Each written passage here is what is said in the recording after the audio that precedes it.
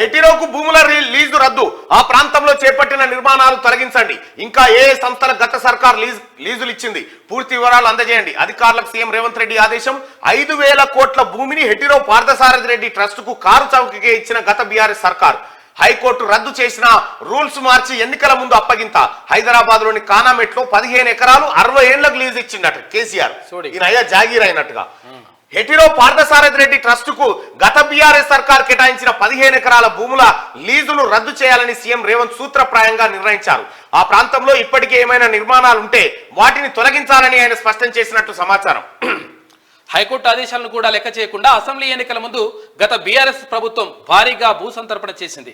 అయితే హైకోర్టు కొట్టేసిన జీవోను కాదని మరో కొత్త జీవోతో సొంత పార్టీ ఎంపీ పార్థసారథి రెడ్డికి చెందిన ట్రస్టుకు ప్రైమేరియా కానామెట్లో 15 ఎకరాల సర్కార్ ల్యాండ్ను అగ్గోకే లీజుకి ఇచ్చిండు. హైకోర్టు వద్దని చెప్పింది.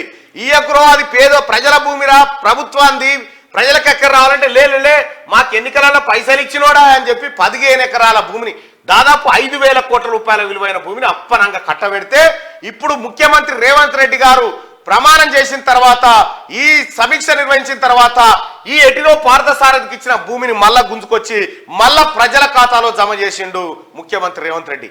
ఇంకా ఎవడెవడు తీసుకున్నాడు భూముడు, ఎక్కడెక్కడ తీసుకున్నాడు, వీటన్నిటిని ఎంక్వైరీ చేస్తా ఉంది రాష్ట్ర ప్రభుత్వం.